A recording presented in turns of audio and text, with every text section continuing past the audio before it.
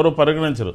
ఇదే కొత్త కాదు, ఇదే ఫస్ట్ టైం కాదు. ఇంకొకళ్ళకి వెళ్ళడం అంటే వాళ్ళ ఉద్దేశం ఏంటంటే బాబాయ్ చంద్రబాబు నాయుడికి తొత్తులాగా ఉన్నాడు కాబట్టి బాబాయ్ చంద్రబాబు నాయుడికి ఒకసారి తిట్టడము, ఒకసారి పొగడటము, ఒకసారి ఇది చేయటము, ఈ రకమైనటువంటి యాటిట్యూడ్లు ఉన్నాడు కాబట్టి మొత్తం అందరూ కూడా అదే విధంగా ఉండాలి అని అనుకుంటారు. అలా ఉండరు కదా. ఎవరి అభిప్రాయాల ప్రకారం, ఎవరి ఆలోచనల ప్రకారం వాళ్ళు వెళ్తూ ఉంటారు. అతను చేసినటువంటి తప్పు ఏమీ కనపట్లేదు. కాబట్టి ఈ ఎపిసోడ్లో అల్లు అర్జున్ మీద వీళ్ళందరూ కూడా దాడి చేయటం అనేది సరైనటువంటిది కాదు అని స్పష్టంగా అయితే నేను చెప్పగలను.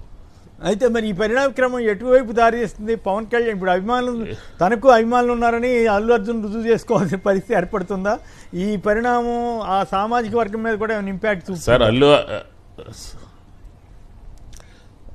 సార్ ఇప్పుడు ఇందాక తిలక్ గారు ఒక మాట చెప్పారు, తగ్గేదే లే అనే డైలాగు ఎట్లా ప్రజలు యూత్లో ఎలా ఉందో, వాళ్ళ ఫోన్స్లో ఎలా ఉందో, వాళ్ళ ఆలోచనలు ఎలా ఉందో అలాగే అల్లు అర్జున్ కూడా తగ్గేదే లే.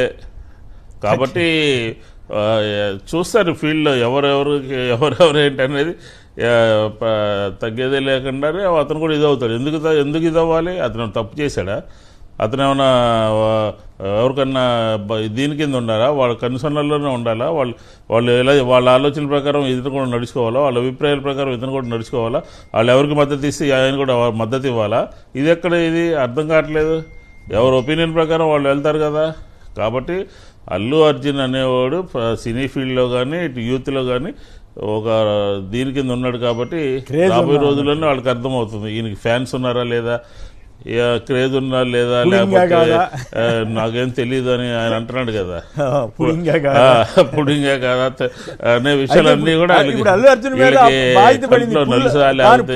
రుజువు చేసుకోవాల్సిన బాధ్యత అల్లు అర్జున్ మీద పడినట్టుంది.